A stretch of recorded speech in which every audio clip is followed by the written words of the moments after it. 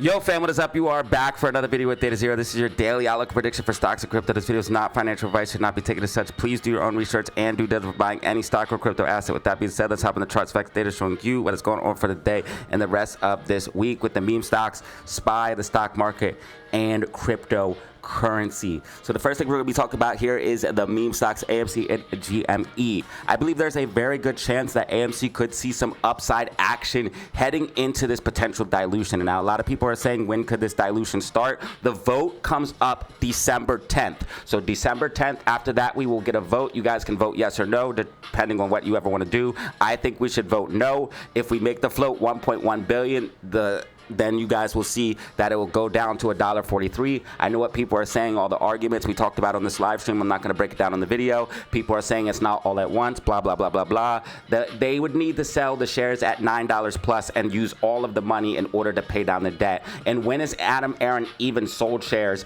and then paid down the debt? He used convertible notes and even robbed more value from us to pay down the debt. Ladies and gentlemen, he's not going to do that. He wants to rob you and line his own pockets. So me, I will be voting no, or possibly potentially looking for an exit on this run up. I believe that just like before, every time that shorts are about to get squeezed, they get bailed out by dilution. You guys can see that there's only 100,000 short shares. This is the lowest short shares have been in a long time. Cost to borrow also moving in the right direction, 0.62%. Cost to borrow starting to rise, showing possible liquidity issues. Again, once the flow is increased, that helps them out. Once dilution is introduced, that helps the shorts out. It gets rid of the liquidity crunch, and then they don't get squeezed.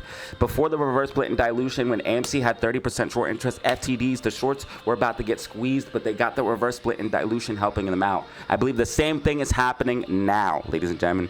I believe that we are potentially going to see AMC start to run up towards December because they are having liquidity issues and they need this yes vote, and this is why they're going to try to convince you guys to vote yes, and they have paid shills out on Twitter telling you guys, yeah, vote yes. Dilution is bullish. That is absolute insanity, and especially dilution as large as absolutely doubling the float. Thinking that is bullish is insane, ladies and gentlemen. So the numbers don't lie. AMC stock at this current valuation at a 1.1 billion float would be $1.43.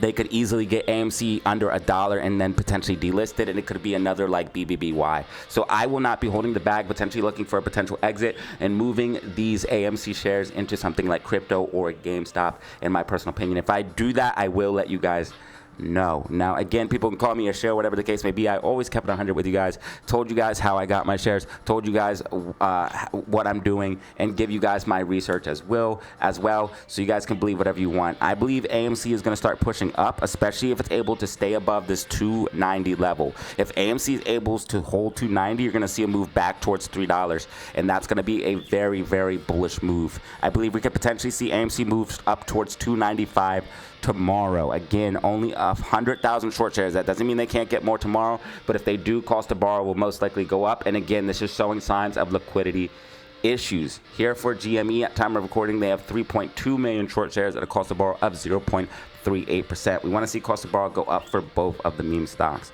I believe AMC is going to start moving up. We have this overall uptrend, and we're making that higher low as predicted. Right here's your low, and right here's your higher low. I told you guys we would bottom around 282, 275. You guys can see we found a bottom right around that 282 level, and we're now pushing up.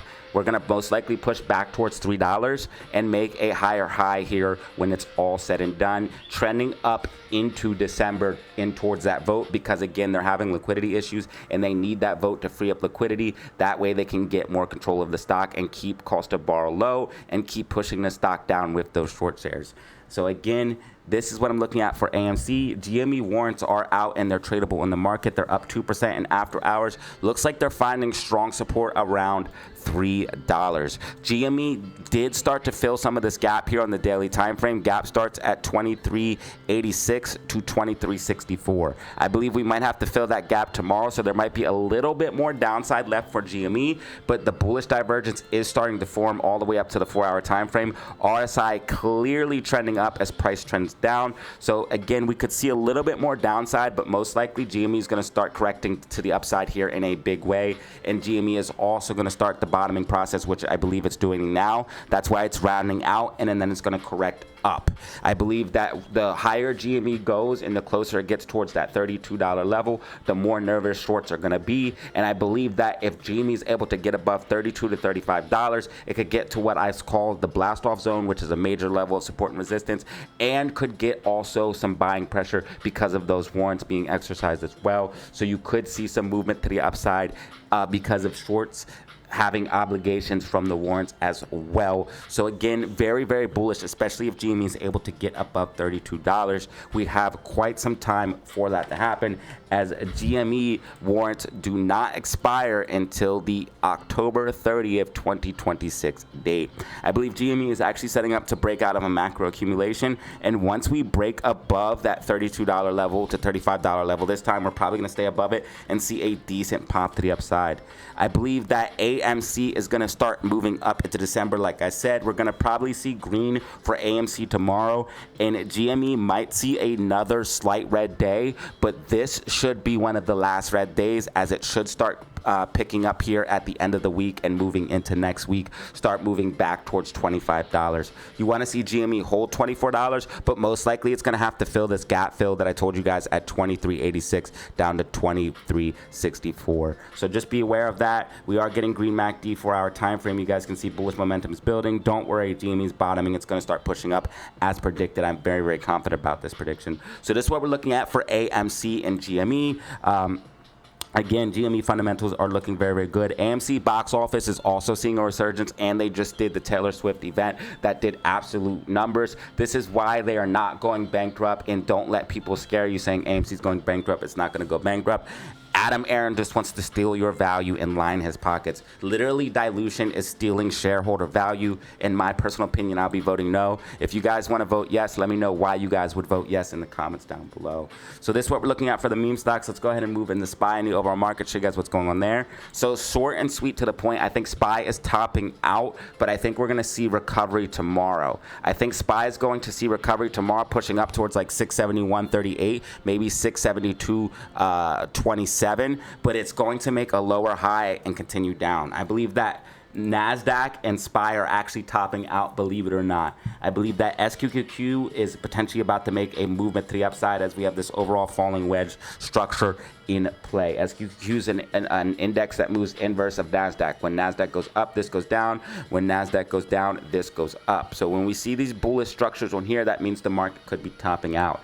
NASDAQ also has this rising wedge structure, similar to what we've seen here. When we had this rising wedge structure and then we broke down out of it, trended up and then dropped down, we're seeing similar to it right now. Also, RSI is trending down while price is trending up. So we're seeing bearish divergence on multiple time frames. Also, we're seeing on the bigger time frames, RSI starting to get very, very overbought. So I think we're potentially going to see something here soon. Government shutdown still in place, so we do not have any data drops. But I believe overall, SPY is topping out and setting up for at least a local correction where you're going to see a decent movement down. That doesn't mean it can't correct and then go up and make higher highs later. But I think overall, I think we're going to see a decent correction here for SPY. Now, as far as tomorrow is concerned, I think we're going to see a little bit of recovery. But I think when it's all said and done, SPY is going to push up, making a lower high than the all-time high, and then correcting down, potentially topping out, and then heading into a downtrend, or the chickens come home to roost and heading into an absolute capitulation. I'll tell you guys if that's happening when that time comes. Right now, we're just looking at a potential correction, but this market is built on stilts, ladies and gentlemen. I don't know if you guys agree with me, but I believe that we're in a bubble. The stock market's held up by a few main stocks, and if those stocks start to come down and we see cracks in those stocks, you're going to see everything come down in a big way. So this is what we're looking at for SPY and the overall market. Let's go ahead and head into Bitcoin and crypto, show you guys what's going on there, and then we'll wrap up this video. Bitcoin getting very, very comfortable, staying above 115,700. As long as Bitcoin stays above 115,700, it is going to remain very, very, very bullish. We have the breakout of this macro accumulation. We could see a potential retest here where we come all the way down to like 113,000, 115,000, but then see a big, gigantic move to the upside. I believe Bitcoin, regardless, is setting up for a next leg to the upside on this bull run. run, potentially hitting a price target of 130,000. When this happens, I believe key altcoins like Ethereum are going to see a move, because Ethereum looks like it's setting up for a falling wedge breakout. You guys can see it's actually retesting the wedge right now, potentially about to have some nice movements to the upside once it does retest that wedge, breaking out towards 5,000. In order for that to happen, you would need to see BTC run. Also, if you look at coins like XRP is in a macro accumulation. As long as XRP stays above like 275, then that's very, very bullish. As long as it holds 275 and could get back above $3, you could see a breakout of XRP heading towards 331 or 366, which is its all-time high. And if it breaks 366, it could go absolutely crazy. So again, XRP looks like it's setting up for a move. ADA looks like it's setting up for a move. Ethereum looks like it's setting up for a move. Top altcoins look like they're setting up for a move. In order for this to happen, you would need to see BTC make another leg up on this bull run. So I think that we're going to see a little bit of pullback consolidation for BTC. As long as it stays above 115,700, this move is definitely happening. Again, you could briefly drop below that, retesting this overall accumulation pattern, but you're definitely going to see a pop to the upside if you retest that and bounce. I think Bitcoin is actually so bullish that we might be able to even stay above 120,000, which we are holding right now. And if you do see that, you're going to see move towards 130,000 sooner than later. But regardless of seeing some micro pullback, I think macro, we're going to see another leg to the upside, in my personal opinion, allowing key altcoins to blast off. Bitcoin dominance is still very, very high, and this is why I say Bitcoin needs to make the move in order for altcoins to move. Bitcoin dominance sitting at 52.2%.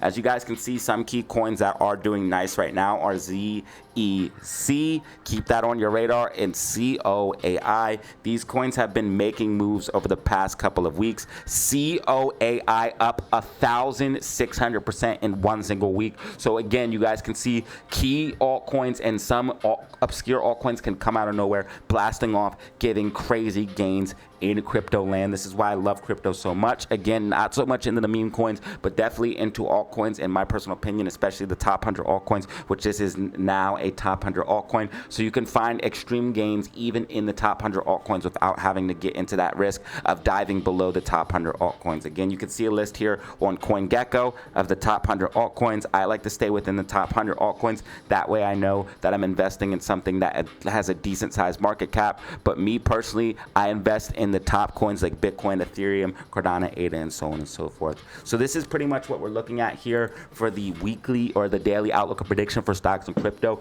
If you found this video informative, please drop a like, leave a subscribe, leave a comment. I appreciate each and every one of you for doing that. If you guys want to join the Discord for exclusive technicals, predictions, and information, hit me up with my email, DataZeroOfficial5, linked in the comment section and description. I appreciate you guys. Everybody who hit me up about the Discord, I did email you guys back.